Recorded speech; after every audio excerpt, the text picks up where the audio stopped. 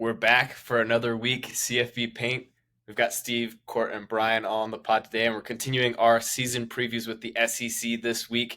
Before we go into that, we're going to talk a little bit realignment, but make sure to follow us on whatever podcasting network you're listening to. It's Apple Podcasts or Spotify. If you're on YouTube with us, make sure to subscribe, like, so other people can see the content that we're putting out there as we get going into the season, and especially throughout as the storylines begin to twist and turn, the wins and the losses start rolling. But before we dive into anything at all, we're going to address some of the conference realignment that has occurred and some of the rumors that are coming up for what could potentially happen in the near future. Steve, why don't you take us just a little bit through that? Yeah. So for those, if you follow it, none of this is late breaking news, but Washington, Oregon to the Big Ten, the remainder of the four corner schools off to the Big 12. So Arizona, Arizona State, Utah, all joining Colorado in the Big 12. That took place a little over a week, or not quite a week ago, I should say. And now there's whispers that the ACC may try and pick up the scraps of the Pac-12, potentially looking at Stanford and Cal. I don't know if I buy it. I heard something today where it's like, how can you have teams on the West Coast in the Atlantic Coast Conference? Which just made me laugh. But that's just the hilarity of the whole thing. And for those of our listeners that follow us on Twitter, I'm the one that's kind of snarky about conference realignment and not loving it for the reasons of losing tradition and losing regional rivalries. I don't love that. But at the same time, I understand it, right? As a Florida State fan, I want out of the ACC. I want out so bad because it's an existential threat to them competing at the highest levels. I understand Washington, Oregon felt like they had to do the same thing. It's just kind of not a great situation for anyone. So don't love it. Feel for specifically Washington State and Oregon State. Who knows what becomes of them, and feel like they have proven, even in the recent history, to be able to compete on the field with some of these bigger schools. But their ability to do it just from a conference, allegiance perspective is now in jeopardy. So that's what I don't like about it. So I kind of see it, both sides of it, but that's part of me that's mourning it. As far as the potential moves of either Cal or Stanford, and recently it's been reported that SMU is now a potential suitor for the ACC to expand. Do any of those really make a substantial difference? I don't think. I think that if you've seen the movie Other People's Money, it's like, this company's dead. We're just not broke yet. And I feel like that's kind of what the ACC is. They're dead. We just haven't pronounced it dead yet. So we'll see what happens, but I don't imagine it's super long for this world. Maybe another few years, maybe another 5 years. Who knows? And I think over those 5 years, it will probably change shape quite a bit. But that's kind of where we're at. I don't know if anyone else had any other comments on that. Yeah. Yeah, like the two teams I'm sad to see not being picked up, Stanford's like the number one collegiate university for like as far as athletics across the entire country, because they offer the most opportunities. Like they're the ones that offer, water polo, etc. They have so many different opportunities. And they also, where they're based, you'd think they'd have the money to back a good team. I mean, you're right there near Silicon Valley. You have the unicorns that could back you potentially. So I'd like to see them get picked up solely because I think they can be competitive in this NIL space and in the future. I understand that they don't have a large pull from everybody outside of their region. Like they don't draw the eyeballs, and that's partially why they're being left out of this right now. But for the sake of athletics in general, I hope that they go into a bigger conference, and I hope they're able to sustain their athletic department because, I mean, Stanford single-handedly, might be producing half of our Olympic athletes. And if our Olympic athletes aren't there, across the board, like we might have an issue. The other team is SMU, you mentioned. That's a team that's already proven that they can spend money and win, and that they had the capacity to do it. I'm sure that they could do that now, and I'd like to see them do that.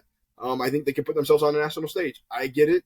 There are a lot of teams in Texas. They aren't the favorites in Texas, but they have the money backing. And so seeing those two teams giving those two teams an opportunity to be competitive in this space is what I'd like to see. And if you aren't in one of the bigger conferences, you're not going to be competitive. And that's partially why we're waiting for this downfall of the ACC. And in reality, like, I think that's the next domino to fall. I don't think it Definitely. happens this year, considering they have to report in like 6 days. But I think that's the next domino. Once that starts to crack, then we're going to see it crumble like the Pac-12 did. It's just going to be really, really quick. And the Big 12 will be picking up a little few of the scraps, and then we're going to have a few teams like Cal, like Washington State, like Oregon State that are going to be on the outs. And it's going to be sad for Wake Forest and whatnot. We're naming names, apparently. Boston Oh, College. I'll drop names. You're on the block, too. Yeah. Yeah, I think you have Wake Forest. I think Louisville's probably on there. I think you have. No. You don't think so? No, Louisville will find a landing spot. Maybe in the Big 12. I don't think they go to the power conference. But then you probably lose Duke. Or if the Big 12 is really focused on this making a basketball league, maybe they pick up Duke. And so As a basketball-only member. Yeah, as a basketball. Similar to Notre Dame. They pull the Gonzaga. There you go. Is that how Gonzaga's playing with the Big 12? That's the rumor. That's funny. We'll see if it happens. Yeah, we'll see. I'm interested to see how it goes and crumbles, but I think we still have a little bit longer because, I mean, they're locked in. I think it drops, to $100 million in 2 years or so? I think it drops, $10 million a year for the buyout? And still, that doesn't mean the grant rights goes away, but oof. Yeah, it's definitely a pricey thing to happen, but for teams like UNC, like Clemson, like Florida State, like Miami, who are going to want to compete long-term in football, you're going to find any way you can to make that happen sooner than later. For me, the one that's really sad to see is, like, as far as who's competitive recently, Washington State and Oregon State have been more competitive recently than Cal and Stanford. But Cal and Stanford is sad for me to see go because the band is on the field. It's one of the most famous games and calls of all time. And I can't imagine, 18 years from now, I've got a 2-year-old, he's 20, and he's never seen Cal or Stanford play a meaningful game. And so he sees a clip of this, and he's like, who cares that Cal and Stanford played some wild game with a kick return to end while the band was on the field? I'll have to explain, no, these were elite programs, or at least power programs at the time. This is not, you're not watching, I don't need to drag anybody's name through the mud right now, but, a lower tier group of top 5 team that was playing. This is a game of importance. So that's just a crazy thing for me to imagine, and I hope it doesn't quite get to that place. I hope there's at least a little bit brighter future for Cal and Stanford than the decline that looks very possible coming up soon. Other than that, we're not going to dwell too much more on conference realignment. We know there are going to be lots of rumors on Twitter or on X. Lots of people will have all that inside information that will be unsubstantiated, and guess what? That's what's going to happen all throughout any offseason for college football. I think those same people have stock picks for you, Brian, if you want to just throw away some money and light it on fire. There you go. If you want to get rich quick and know exactly who's going to be in whose conference next year, just pay close attention to those Twitter those X accounts. I'm never going to get that right. What do you call a tweet these days? Have they come up with that yet? It's a post. They just call it a post now. And you repost, you don't retweet. That's criminal. I want to call them like Zounce, like put X in front of account. All right, anyway, we move on. We're workshopping it still. Let's move on. There's good reasons we're not higher ups at X at the moment, but we'll get into SEC preview. And Corey, I'm gonna put you on the spot to kick us off. We'll start off on the East, so we'll go division by division before we name our champions, as well as our offensive, defensive players of the year and coach of the year. But starting off in the East, and count us up from 7 to 1, Corey. Who do you have in the East coming out of the SEC? So starting at 7, I have Vanderbilt. They got a lucky win last year against Florida, but I don't see too many of those next year. In the 6th position, I have Missouri. 3, 4, and 5 is where I struggled a little bit. I went to look at their basically their crossovers to the West and see who has the easier crossovers, because you got to play everybody on the East. Who has the easier crossovers? So, but in 3, 4, and 5, I have South Carolina at 3. I have Florida at 4, and Kentucky at 5. Kentucky plays their crossovers. Let me see, are Alabama and Mississippi State. That's an automatic loss, and then at Mississippi State, a little bit harder, in my opinion. Florida, your crossovers are Arkansas at home, and then you play at LSU. Okay, 1 loss for sure. 1 you might be able to win. We'll see how KJ Jefferson is, or KJ Jefferson's replacement, isn't it? Yeah. No, it's KJ. He's back. Huh? He's back. Okay. I'm like, why did my head go there? All right, and then with South Carolina, I kind of like this Beamer ball. I think they can keep it rolling. I'm kind of excited to see, and they also have an easier schedule. I mean, they play at Texas A&M. We'll see how they do. I expect a better Texas A&M than in the previous years, but I still think it's a winnable game. It's not playing Alabama or Alabama or LSU, and then they also play. Let me see, Mississippi State. So they have the most winnable games across from the West. And that's why I position them in the way that they are, because those West records will still affect the division. At number 2, I have Tennessee. I think they don't take as much of a step back as people may expect. I think they're going to be pretty darn competitive. I expect Josh Heupel, to do a good job with the tools that he has. I think he's proven himself as a coach at UCF and now at Tennessee, that he can coach with the quality players that he has. No matter what, he finds ways to get people open and will score on you, even if your defense is Alabama's defense. At number 1, just the sure amount of talent that they've recruited over the last 4 or 5 years. You can't compete with it, in my opinion. It's Georgia. I heard someone say like Georgia's backups could probably win the East, and like honestly, that's probably right. Like they probably could still make the playoff in reality. Like we don't know how great they are, but like honestly, I think they have a cakewalk of a schedule, and I don't have anybody beating Georgia this year. Nice. Corey, just to repeat that, just to make sure I got the order right, from 7-1, it's Vanderbilt, Missouri, Florida, Kentucky, South Carolina, Tennessee, and then Georgia. No, Vanderbilt, Missouri, Kentucky, then Florida, then South Carolina, then Tennessee, then Georgia. Thought I might have something. That Florida team, I think a little people are sleeping on that Florida team, to be honest. I think Napier is a good coach. I think that they struggled a little bit with the dynamics last year, with the fact that like their quarterback was so incredible, but then you could get so off, like he wasn't consistent at all. And I think with this new quarterback, you have the transfer from Wisconsin. Why is the name Graham Mertz? Yeah, Graham Mertz. You're not going to have he's not going to be the one that beats you, but you're not going to have a little bit more consistency at quarterback. And I understand that. I know that they have a few people to replace on the offensive line, but they got a trio of running backs there that they can just pound the ball with. If they can, like, who cares if they can't block them? They just keep sending them at you.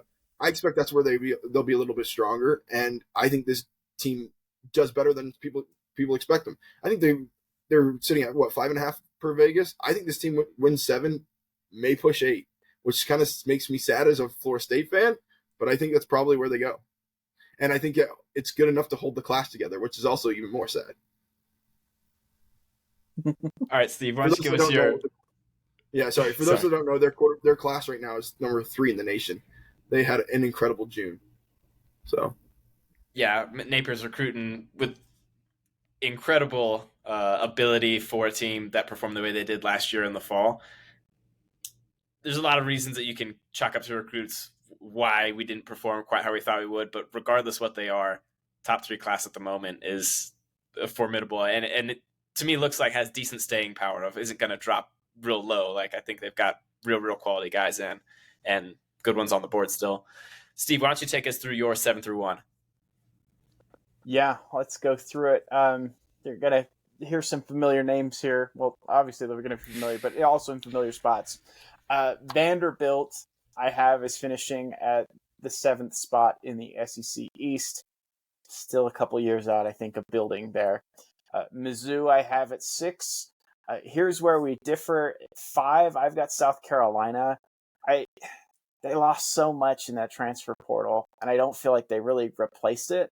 I think they're doing a decent job recruiting, but that to me is, again, that's not usually an immediate fix to some of the gaps that I see on that team. So we'll see. You're right. They do have a little bit more favorable of a schedule, but another thing, I'm just not a big believer in Spencer Rattler.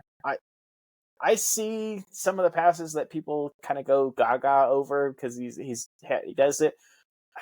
I also see him throw a lot of interceptions. Like, he throws the ball to the other team a lot. And that, to me, is a problem at quarterback. Like, you can't throw the ball to the other team. That's, like, rule number 1.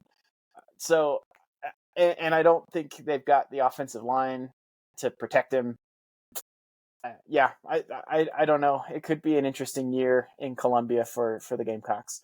At the 4th spot in the division, I have the Florida Gators. Similar philosophy to Corey, just really, I looked at their schedule like they're going to run the football. Who do I think they can run the football on? And went through it and felt like, okay, there's a handful of these, and I think they got about 4 SEC wins because I think they can run the ball against Kentucky. I think they can run it on Vanderbilt. I think they can run it on South Carolina. I think they can run it on Missouri, potentially Arkansas. So if you wanted to sneak in a 5th SEC win there, but against Georgia, at LSU, home against Tennessee, maybe to a degree, but I trust Tennessee's offense to kind of offset that. That's kind of where I land with them. They've got awesome running backs. I might take their running back room over any running back room in the country. I'm saying that kind of off the cuff, but the more I think about it, I'm like, nothing jumps out at me. It's like, oh, I definitely want these running backs more. So Michigan is the one that sticks out to me, but potentially, it's I think you're right, that's Brian. a fair one. But they're even still then, really good. Like even then, I'm not sure I want them over Florida's. Really? Okay. ETN, that guy is a dude. He's special. He's so good. And then Montreal Johnson also, like, they've got 2 really, really good backs. So where they're successful, I think Florida is successful. And the times where you are facing a defensive front 7 that can slow down the run, I think Florida will struggle to put up points. So that's kind of my philosophy. That's where I have them at 4. For the remainder of it, I have Kentucky at the 3 spot. Again, I'm right there with you, Corey, where it's like those middle 3, I feel like could kind of be any one of those different permutations is possible and plausible. I could believe it.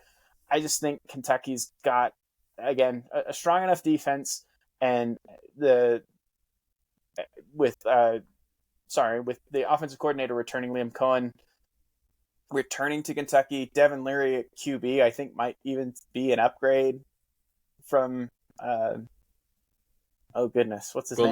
Will Levis. Yeah. Thank you. So Second we'll round see. Willie. Yeah. But so we'll see. But I think right now I feel a little bit more confident in Kentucky. Plus they play Florida at home early in the season. Tennessee, the same as Corey, lots of the same reasons. And then Georgia, I mean, that's kind of a no-brainer pick at this point. Yeah, I have the same musical chairs in the middle of this division as the 2 of you do. At the bottom, we've got the same stuff. We've got Vanderbilt and Missouri. I think Missouri losing Lovett, who I think is a really, really good player, is a big loss for them this season coming up. And there's just a little bit of, I'd say, gap between them and the next 3. I do have Florida in at number 5. I just think Napier's a good offensive coach, and I think he doesn't have the tools to do elite stuff. So you've got Graham Mertz, who I think limits you in some ways. A great call of Corey talking about more consistency there, because he has a ton of starts under his belt, a lot of experience at the FBS level, but kind of lacks any game-breaking tools, in my opinion, and his line is going to be worse than the year before. So I think there's trouble there. It'll become more obvious that those running backs are coming at you, and I think they're really, really good, but I think it's just going to be tough to outscore teams, and I think at times they will need that in the schedule. I've got at number 4 South Carolina. Spencer Rattler. To me, he feels like Jameis Winston in Tampa Bay, where Steven talked about interceptions. I think he can make some incredible throws. I think he has a heck of an arm, but I think he sees every window and goes, I can fit that. So there's some danger in it. I really do like what Beamer's doing there, and I think with the transfers out, I think now they'll all be rowing in the same direction. So talent downgrade, which is important to note, but also unity upgrade, or I don't know how to quite say that, culture upgrade potentially. And not that the culture was bad or that anybody who transferred out were bad kids, but you want people who are feeling very much in this together, who are wanting to be here with this coach and with this team, rowing kind of in the same direction. So I think that could cancel out a little bit. Also, I think Juice Wells is just phenomenal, and really came into his own at the end of the season when they're starting to upset everyone. So a full season of that Juice Wells could be pretty extraordinary. Kentucky, very similar thoughts for you, Steve, with Liam Cohen coming back.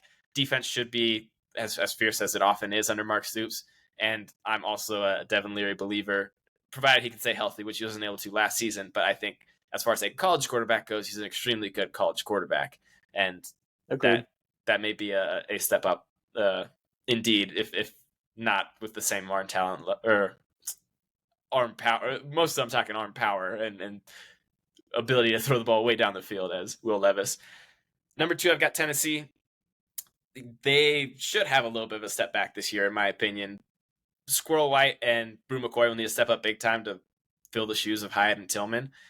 I think Milton will do a good job. I've got probably an unreasonable amount of faith in the job that Milton's going to do there. But if he doesn't, they also have a phenomenal freshman waiting in the wings who is just going to be chomping at the bit for his opportunity. So I think there's some distance between them and the ones beneath, but there's also a good bit of distance between them and Georgia above. And I think Georgia is going to be as ferocious as ever this next year. We'll see how the quarterback battle plays out, but he's got a lot of weapons he can use. Brock Bowers, one of the best offensive players in all of college football, a very, very unique tool at their disposal. Lab McConkey's back. You bring in Lovett from Missouri, who I think is going to be the big. They brought in him and Ra Thomas to bolster the wide receivers, but I think Lovett's going to be the one who makes a big impact there. And then Michael Williams, Malachi Starks, Dumas Thomas. Is it Dumas Thomas? Is that the name? Dumas Johnson for at linebacker. I just think they're going to reload on the defensive end, have what they need there, and then have just enough of the firepower to when you face an Ohio State like they did in the playoffs, you're still able to score the 40 or so you need to get over the hump.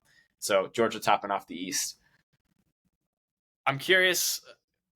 We have like some differing perceptions of Florida. Corey's got a kind of a bullish take on them. I think mine's pretty in line with the win totals. Like 5.5, I think is a pretty appropriate line. I have a real hard time deciding between 5 or 6. What do you make of what this year needs to be in year 2 for Napier and for the Gators? I think honestly, so the talk, honestly, I think you mentioned that they don't have weapons, right? They got Pearsall, that's playing wide receiver. They have the duo of running backs, but they've also talked about. There's word out of camp that their backups and some of the wide receivers are actually pretty good, and they're talking about moving Pearsall out of the slot to the outside to open up opportunities for players. I think one of the names they've dropped is freshman Andy Jean, as well. Like, I'm excited to see some of the playmakers that they've got, and if their talent was not as good as everybody thought it should have been, we might get to see some of these playmakers early on. And with Mertz, I think you just have to have enough arm talent to keep the defense honest so that you can run, on 7-on-7 and keep the 4 guys out of the box, essentially. Keep those safeties out and those corners out. That's the reason I think we'll see some improvement. I think there's a reason that he was hired as a recruiter or hired as a coach. It wasn't solely because he's a good recruiter. He's a great mental mastermind as well. There was a reason he was successful at Alabama and when he went to Louisiana. So I expect this turnaround to happen. Like I said, I think you win 7 or 8 games, you hold your class together. You lose 5, or you only win 5, and you don't make a bowl game. We might start to see some fractions a little bit there. I know that's the media's perception, but I can't imagine that Florida fans would actually think that their team's going to only win 5.5 games, or 5 games. If you don't go to a bowl, I think you're very, very frustrated with this. Yeah, I'm right there, Brian. I don't know if you realize Corey and I have them finishing in the same position in the SEC. I was thinking Corey had them at 3rd. Okay, go ahead. But I've got, I mean, as far as 5.5 wins, to me that I think is an easy over. Because you've got McNeese, Charlotte, home against Vanderbilt, and at Missouri as all games that I expect you to win. Like, I feel like you could kind of bank those as likely wins. And then a couple of coin flips against Arkansas, at Kentucky, at South Carolina, and potentially even hosting the Seminoles, where you played them close last year, and now you get them at home. All right, like that to me is now a toss-up game, and I need just one of them. Yeah, that's or I need 2. Did I say I need 2? I guess, but I need 2 of those. 4?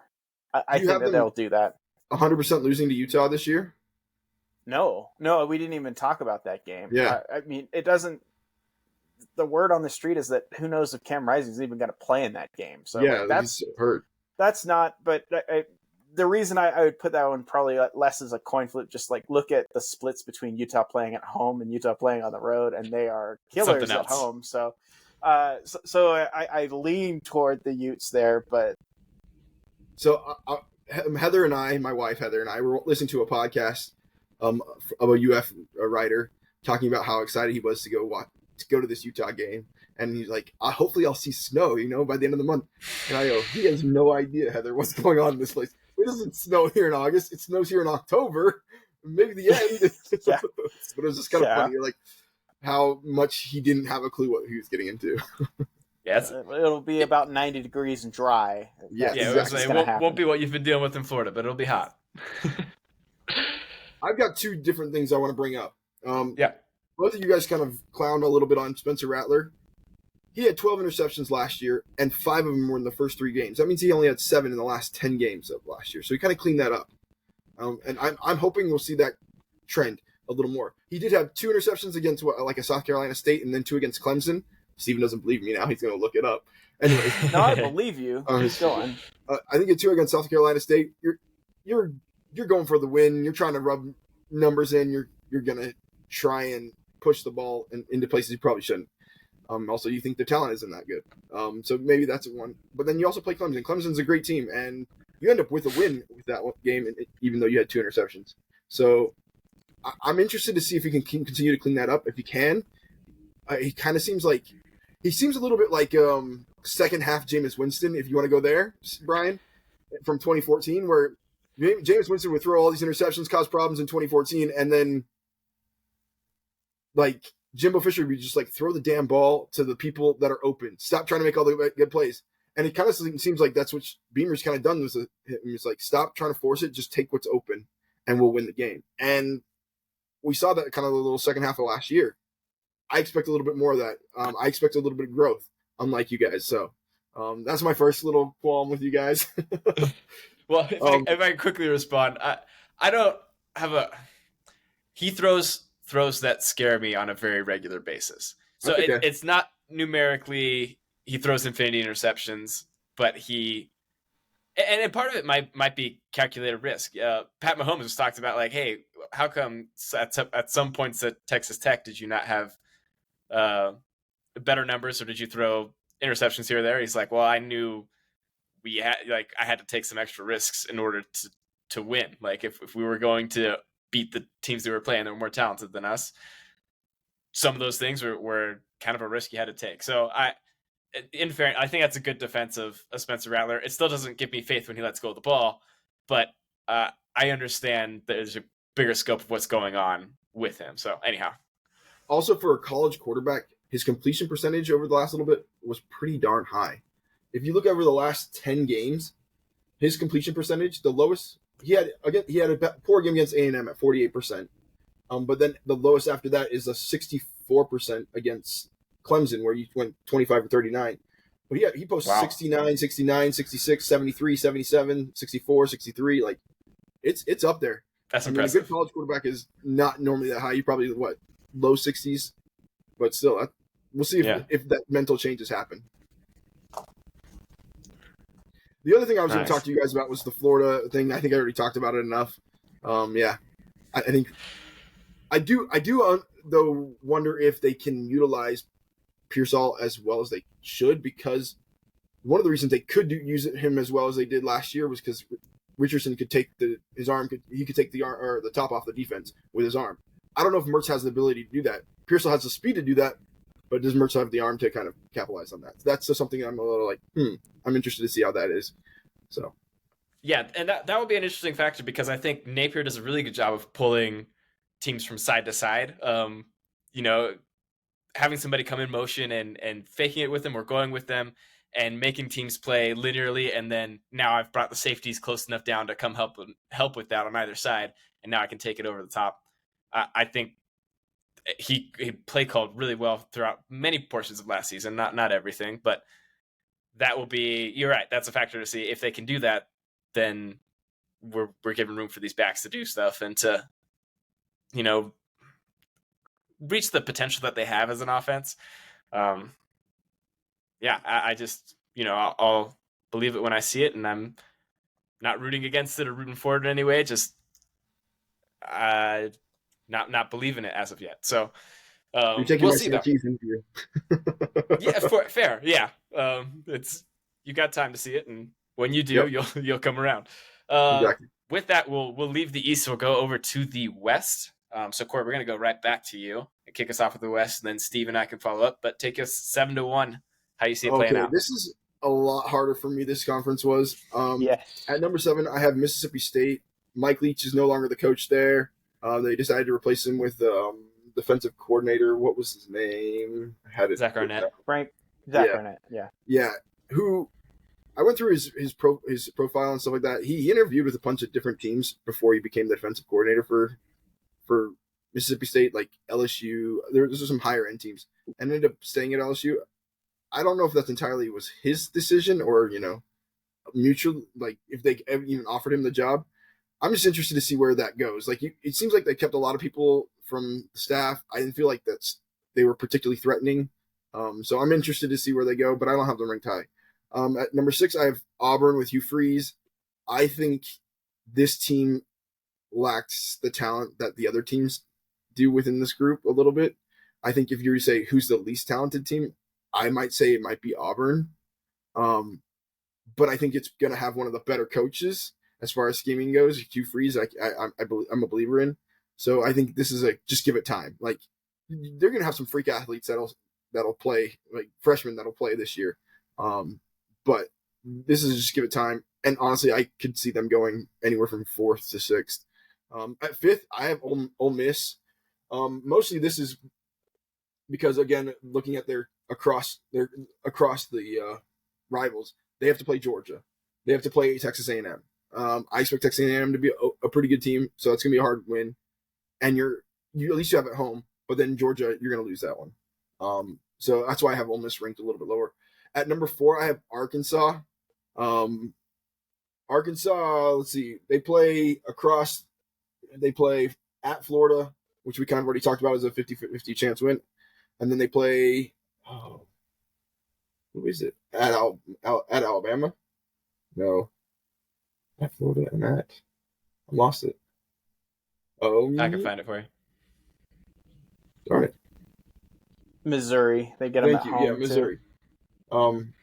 So yeah, I mean, you got a chance to win that pretty easily, in my opinion. I think I quoted Arkansas as being across the board from Auburn. That's the wrong answer too. It would have been. Oh well, it would have been who? It would have been not LSU. I don't even know. I can't tell it off the top of my head. But anyways, great podcasting, guys. Right? No worries. I have man. Texas A&M at 3rd.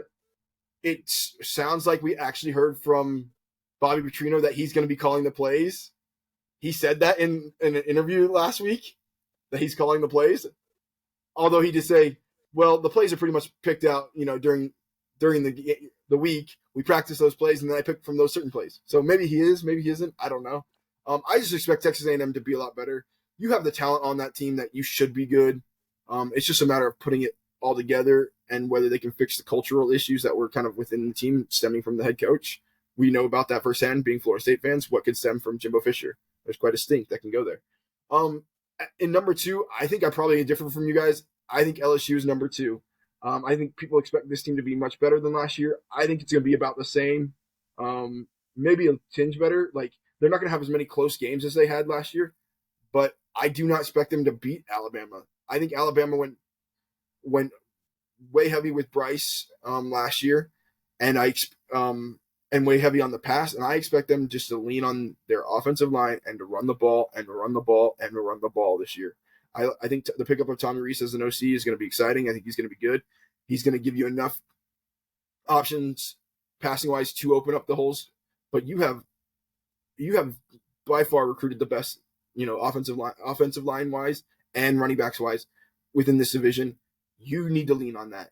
And if you lean on that, you're going to be very, very hard to beat. We may see the Alabama of old where it's like we're scoring, 21, 28 points on you because we're just punching you in the mouth over and over and over. And they opened up at the end of the year. And honestly, LSU and Bama, I mean, it was a close game last year. People just keep talking like LSU was so much better than Bama. They were a 2-point conversion better than Bama, essentially. So that's my picks. All right. I'm gonna go. Right, that's me next. Yeah. Yes. Okay. All right. It's a little bit of some differences. So we start off the same though. Mississippi State. I wonder if, goodness, is it Will Rogers, their QB? Okay. I wonder how he'll perform in a more traditional offense. So that's one area of concern for me.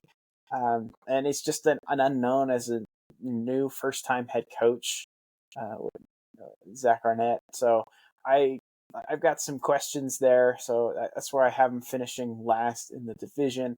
I've got Auburn second to last, I should say, at the 6th spot in the division. Again, like Corey, just repeat everything he said with the talents and gaps in the roster. They've done some things in the transfer portal. Can he bring it all together in one season? I don't think so. But again, Hugh Freeze has shocked the world before, and so it wouldn't stun me if he wins a few that I'm not expecting him to win. After that, I've got Arkansas. Again, I think we kind of know what Arkansas is at this point. They're going to run the football. They're going to be physical. They're going to play pretty good defense on the up front. The secondary is always a bit of a question, so we'll see what happens there if they're able to fix some things. I know that their new secondary coach was shown the door at Florida State, so maybe it's a change of scenery that helps him too. I don't know. We'll see. After that, I have Texas A&M at the 4th spot in the division. I wonder how the marriage is going to go. Again, this is one where you're right. If it all falls together and everything works perfectly, they could challenge and potentially win the division or the conference. I also, you talked about it, one quote, Corey, where you basically said he's calling plays. I also read another one of his quotes where he says, "My job's to make Jimbo Fisher happy," and that to me is a red flag. Like, of course you want to make him happy, but like him being happy is him calling the plays and the offense looking like he wants it to look. So I don't know. I didn't hear a whole lot of backbone out of Bobby Petrino in that interview. And that to me is one of those things that always makes you nervous, listening to a coach that's a seasoned veteran in his own right, has coordinated and orchestrated a bunch of really strong offensive attacks, and it doesn't sound like he's like, my job's to coordinate the offense. We all work together as a staff, but ultimately that responsibility lies with me. Like, how hard would that have been to say if it was the truth? And maybe it's not the truth. So I think it's a valid point. I mean, he is working for one of the most hard-headed men in the college football. Yeah. So that's where it's like, again, there's all kinds of volatility into what Texas A&M could do. I think we've been over that a bit. Did you hear about Jimbo Fisher's quote about how all these conferences are chasing $1? And then everybody retweets about the fact that he left Florida State for a $90 million contract. I thought it was really funny. Yeah, I just like the number of times he uses "unfortunately" when it's really not unfortunate. It's just like, oh, this is reality. Like, he used that when his public spat with Nick Saban. He's like, unfortunately, our stuff played out in the media. It's like, you called a press conference. Actually, you brought the media and then ranted in front of them. And this one's like, unfortunately, everyone's following the money. Well, it's like, well, everyone's always followed the money. Like, that never has that not been the case. But anyway, moving on from A&M, I've got Ole Miss here at 3rd. I really like Quinshon Judkins. Everything that I'm hearing and reading about says that Jackson Dart is taking the competition for quarterback pretty seriously. He's always had the potential. And so it seems like he's going to be doing well. You got to see some improvement defensively. Like, the change in coordinators, I think, might help with that.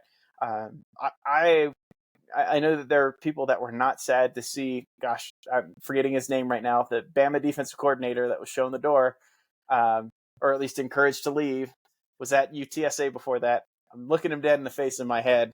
Can't remember his name right now to save my life, but he's not a bad defensive mind. And I think he'll get more out of the same talent that exists on the Ole Miss roster. So, any help, Brian? No? I'm trying to pull it up. I'm getting his Pete Golding, but Pete it's not Golding, him. thank you. That's him. Oh, That's I it. thought you were talking Yeah. who's the previous DC. Sorry. I knew it was Pete Golding, who's the next year. Yeah. Oh, so the previous one was Chris Partridge. Okay. Check that one, but I'm pretty confident that's who it was. But yeah, Pete Golding is the new defensive coordinator. Again, didn't necessarily shake out at Alabama, but they also weren't horrific defensively either. So I think that there's a chance for them to surprise some people in that division. And so that's who I'm going with in the third spot. And then the two where the division, in my opinion, really boils down to, I have Bama in second and LSU in first.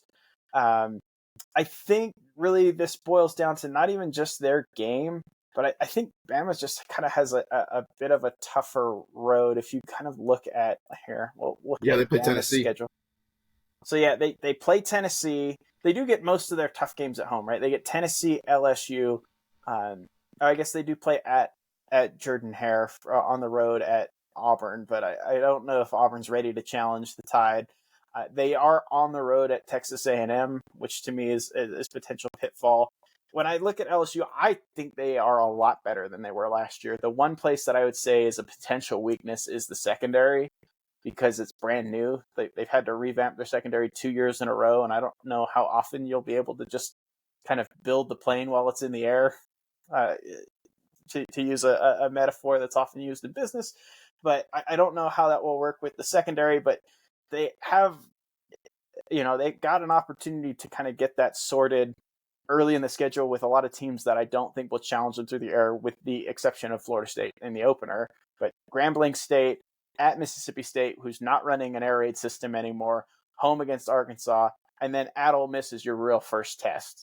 Like, I think that's one where you could see them tested in the secondary. But even then, if they're able to ride Quinshon Judkins, that's what Ole Miss would do. Now, I don't think they will be able to do that, but I think LSU is the more complete team. I've got playmakers basically at every single level.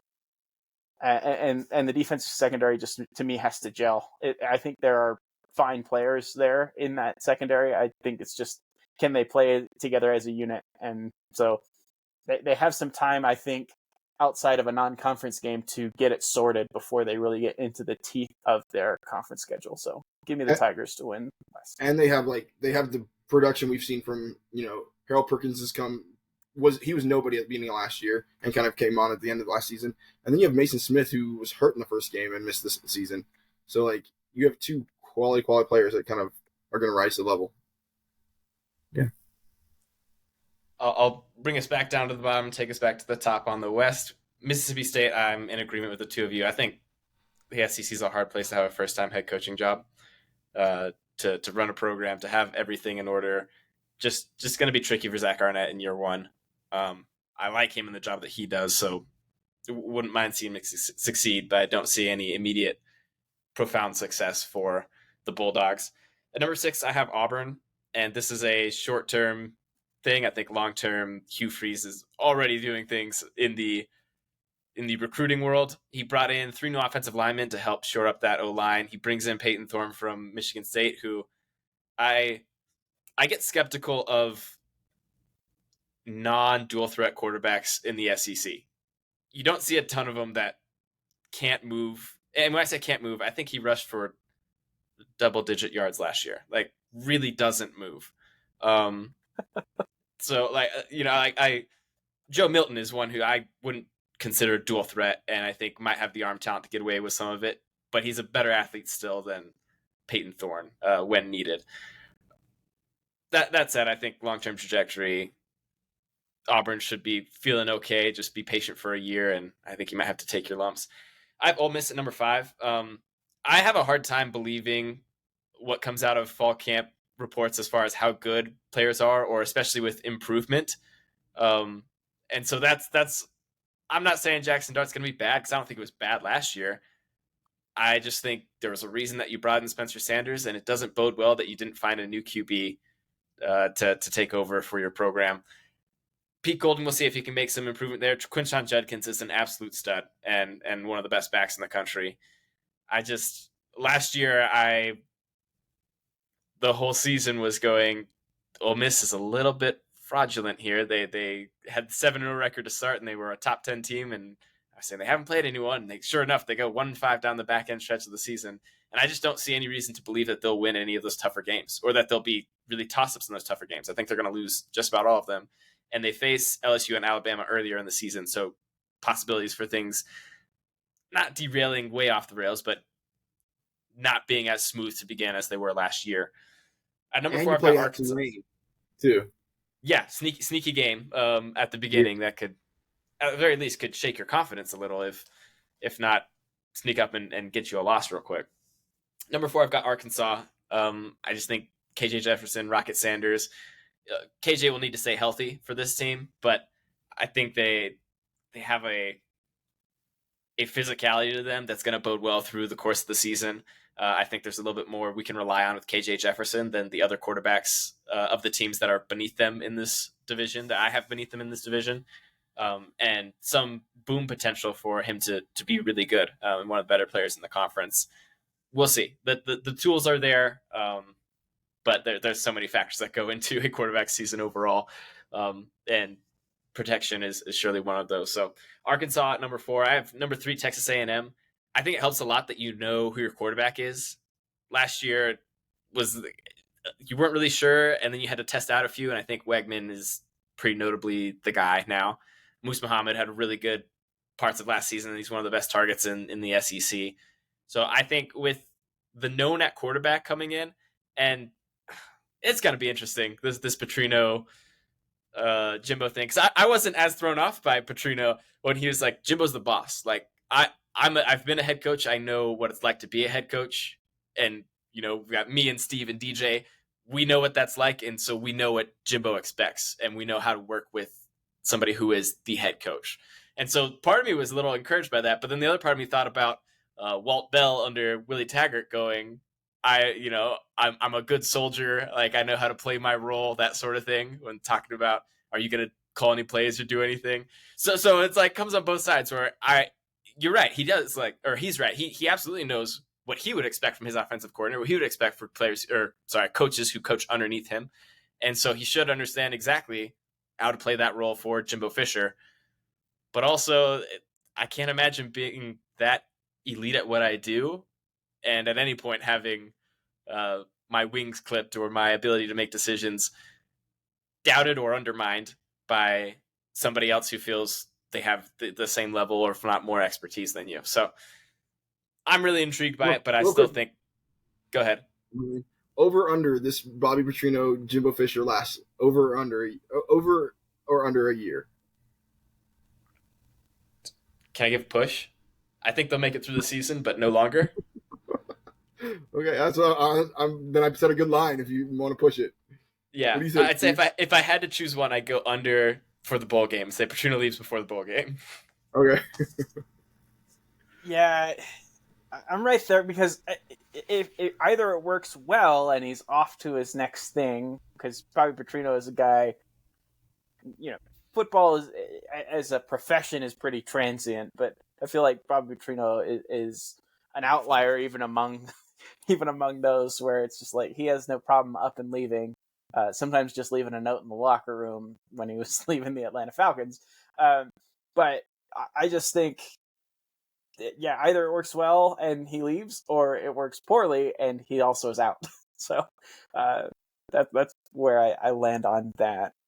Sorry, go ahead, Bryce. Wrap up. No, all good. A great question, and we'll get our answer soon enough. We talked about coaches who we think will be fired potentially early in the season. I think if things are going well at Texas A&M, that could be somebody who you look to and say, hey, he's got loads of experience. He's done this a lot of times. If he can keep himself in check, then it'd be nice to get that type of talent and pedigree at our program. At number Diplomatic, 2, Brian. Diplomatic. Keep do, going. doing what I can here. At number 2, I've got the Alabama Crimson Tide. I think this is another one where you're concerned about the quarterback position. And Corey, I think you're absolutely right. You've got to lean heavy on the run, but it's not good news that you brought in Tanner Buckner so late in the cycle, because I bet if you wanted him earlier, you probably could have got him earlier. And so to me, it says, hey, we were not impressed with what we were seeing from Simpson and from Milroe. And this is coming from, again, Tommy Rees, who was with Buckner at Notre Dame and decided, I'm going to go get somebody better than you, and brought in Sam Hartman. So I don't think that bodes particularly well for the quarterback position. I don't think any of these guys are total bums, but they are looking for elite play at Alabama, and I don't think they're going to get that at quarterback this year. I think Dallas Turner's maybe going to be the best defender in the country. I think he's unbelievable. And I've said that about a lot of people. I said about Harold Perkins all the time.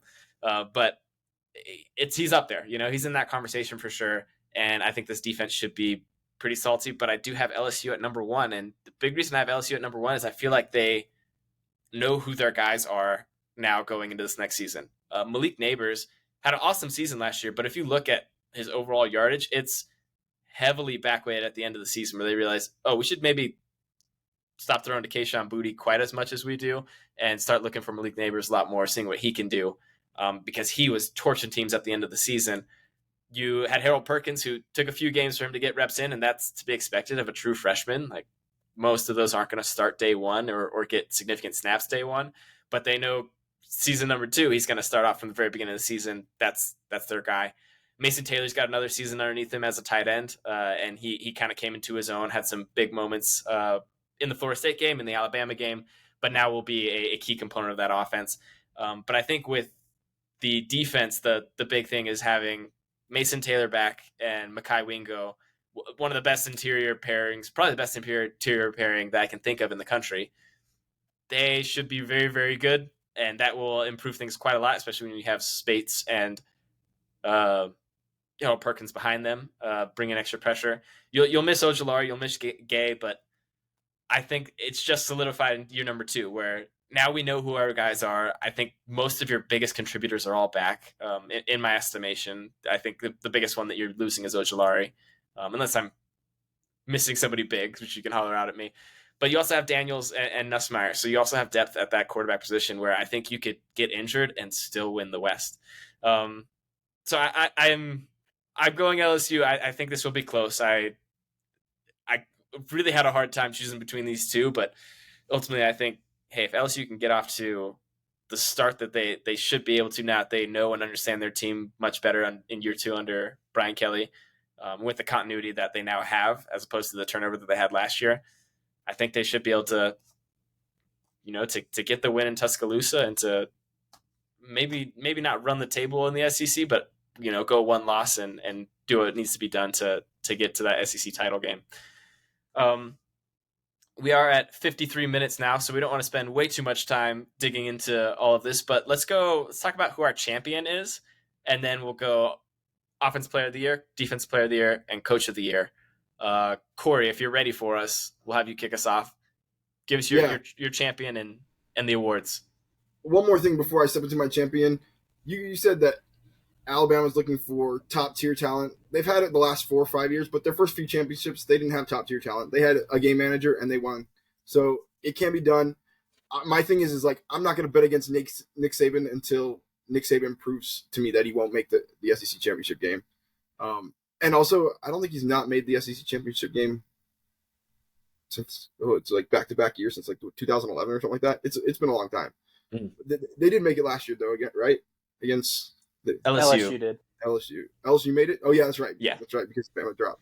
So if they don't make it next year, that would be a back-to-back times. So I'm not betting against Saban until then. My champion is Georgia. I mean, I'm sorry. I know Bama's good. I know LSU's good. Whoever comes out of that team is going to be good. The biggest question about Georgia is how much are they going to be tested? But that was the question last year, and they still – I think they beat LSU, 50-30 last year? Like, they're still going to win. So, sorry. Did you want to go and do the rest of your... Yeah, sure, I can if you want me to. Okay. Yeah. As far as offensive player of the year, so since I don't have any other teams kind of moving significantly out of kind of expectations this year, I don't have any team like, oh, I think this one surprises us. I have offensive player of the year as Carson Beck, assuming he wins the position, from Georgia. Defensive player of the year, I have Harold Perkins.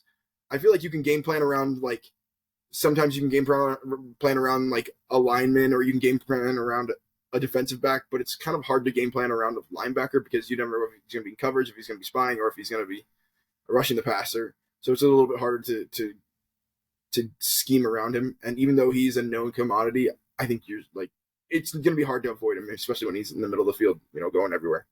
And we all saw that speed against Arkansas last year. Good night. Anyways, unbelievable. Coach of the year, I have Kirby Smart, just because I don't have any team kind of like surprising anybody in this year. Yeah, I'll jump in. My champ is Georgia too. I don't know if they're being really challenged in but maybe 2 games, so we'll see. I also kind of thought maybe he could be the coach of the year because they're not afraid to give it to the team he's won it the last 2 years, and they're last year after winning a national championship the year prior. Sometimes there's sort of voter fatigue. I don't know if you see that in the SEC. They just recognize greatness and continue to reward it. But if I've got LSU beating Bama 2 years in a row and taking the SEC West 2 years in a row, my choice for coach of the year is Brian Kelly. Offensive player of the year, you could go Carson Beck. I think that's probably fair. I think they'll have enough of a balanced attack where he's probably the pick. I'm going a little outside the box and saying Brock Bowers. I think they may give him a lifetime achievement one. And Georgia last year proved that they're willing to give it to him, like on end arounds. They're willing to put the ball in his hands in different ways and be creative with him. So I know it's a different offensive play caller, but I still think there's probably opportunities for Brock Bowers to, especially now that they've brought in a couple of other receivers to take some of the attention away from him. That might be a place where he thrives. And who doesn't want to throw it up to a playmaker like that, especially as a new starting quarterback? Trust your playmakers, and Brock Bowers, I think, is one of the best. Defensive player of the year, y'all know my man crush on this guy. Harold Perkins is a star, so I think he will win. And especially if they're able to do what I'm projecting them to do, they're going to need some outstanding performances from the defense, at least in limiting what some of these other potentially potent offenses in Bama, A&M, Ole Miss. Those are the ones I see as like the most dangerous as far as offensive skill, or offensive firepower. And Harold Perkins is a big part in helping a defense make some stops. So I think he'll rack up the stats. So those are my choices. We can copy paste Steve's for all of mine. I also have Georgia as the champion here. Yeah, we'll get there. I think they're a notch above whoever comes out of the West, Alabama or LSU. I think Georgia's going to have an elite ability to put points on the board, and I think at the top of this conference, like that's actually going to be the thing that separates them. I think they're going to do that much better than Alabama can. I think they're going to do that much better than LSU can, and certainly anyone on their schedule. I think they can sleepwalk through a lot of their schedule. They have a few tough games, but with the talent that they have, because they are so good, it will appear as a very, very easy thing to do. Offensive player of the year, I'm going Brock Bowers. I really leaned on thinking, hey, new quarterback. And I'm going to rely on who I know can win that one-on-one over and over and over again. I had a hard time picking this one because there wasn't anybody stuck out. Like, I didn't think Jaden Daniels, even if LSU does what I project them to do, like he made it to the SEC, or they won the SEC West last year. And, Hendon Hooker was a much better football player, or much better offensive player last year than Daniels. So I had a hard time, but I think Bowers is one who could be fed enough. This is his last year, and he's going to want to put a lot of good tape on for going pro. Defensively, Harold Perkins. There's just nothing about his performance last year that says that it isn't exactly what you saw. So there isn't anything that, to me, I go, yeah, it's a little bit fraudulent here, or there's room for a sophomore slump. I just can't see it. Like, I think He reads plays very well, diagnoses what's going on. He's so quick, and he's as sure a tackler as you can find. He doesn't miss those opportunities once he gets to them. So I think he's going to have another phenomenal season, and we'll see if he rushes as much as he did last year. He started to blitz quite a bit, got him backed up a bunch of sacks, and I don't think you'd want to take him off that, but he's also been playing a lot more like Mike linebacker in the spring. I haven't seen as much in the fall yet. But even if his role switches, I think his impact will be palpable enough that he'll still win this award. And then Coach of the Year, I think it'll be Brian Kelly. If you can win in Tuscaloosa, that's just not something people do. Tuscaloosa is an unbelievably difficult place to win a football game. I think they'll give it to that staff. And I also expect, potentially you get a win over Florida State. You have maybe a one-loss season. That they didn't quite have that. They had the wins it took to get to the title game, but nobody by the end of it was going playoff contender. They'd already been a little bit eliminated from that contention, as we haven't seen two lost teams really make it to the playoff yet. So I think they take the step into where now in the SEC title game, we're playing for the playoff, not for a really high bowl and a really good ranking to end the season off. And I think Kelly wins the award. Any thoughts or feedback on awards or final thoughts on the conference before we wrap up the podcast? I can just give us the please do. Sorry, Steve. Yeah, and I want to tell us the media stuff too. Oh, okay. Yeah, okay. All right. So in the East, we have Georgia winning and a slam dunk there. It had 21 points. Second, Tennessee with 18. Third, third, we had Kentucky with 14 points. South Carolina is in fifth with 12, or in fourth, with 12. Did I say third for Kentucky, fourth for South Carolina? Apologies. Florida is in fifth with 10 points. Missouri with 6 points is at sixth in the East. And then Vanderbilt, again, reaching the kind of sweeping the vote for the seventh position in the SEC East. On the other side of the conference, we have LSU edging out Alabama by 1 point. So 20 points for LSU, 19 for Bama in second. Texas A&M is in third. It's interesting because there's a 5-point differential between Bama and A&M, and then a 3-point differential between Ole Miss and Arkansas, who are actually tied at that fourth spot. So fourth and fifth, kind of interchangeably, Ole Miss and Arkansas. Sixth is Auburn, again, a unanimous choice. It's interesting. We have unanimity across the bottom two teams. The bottom two teams in both sides of the conference, both divisions. I think there's potentially Hugh Freeze is going to make us look stupid now, is what I just know is going to happen. Oh yeah. and then in seventh on the West, you have the Mississippi State Bulldogs. So the media says for the East, Georgia, Tennessee, South Carolina, Kentucky. So those two are switched. Florida, Missouri, Vanderbilt. And then they say on the West, they have Alabama, LSU. It's a 5-point difference, so it's not extremely different. Ole Miss, Texas A&M, Arkansas, Auburn, Mississippi State. So we kind of differ from them in that middle range on both of them, actually. Interesting. So. Gotcha. We'll see if we're right or if the media is right overall on the SEC. But that's going to wrap it up for our preview. We appreciate you hanging on with us. Make sure to give us a follow, a subscribe, a like, and make sure to follow us on our social media. If you want to keep track of what our thoughts are on the day-to-day, week-to-week, follow us on Twitter. I'm going to keep calling it Twitter because it's so much easier than X and sounds so much better. Follow us on Twitter. Yes. You can keep up to date with us and what we're thinking, also based on what other experts are saying, what our takes and opinions are there. And we'll keep you up to date with everything that we have. Other than that, we'll catch you in the next episode. We're going to be going over our playoff predictions. So who are the contenders? What needs to go right for them to get there? And then ultimately, who do we think will be playing in the playoff and winning and taking home a national championship at the end of the season? So make sure you don't miss that. But until then, peace.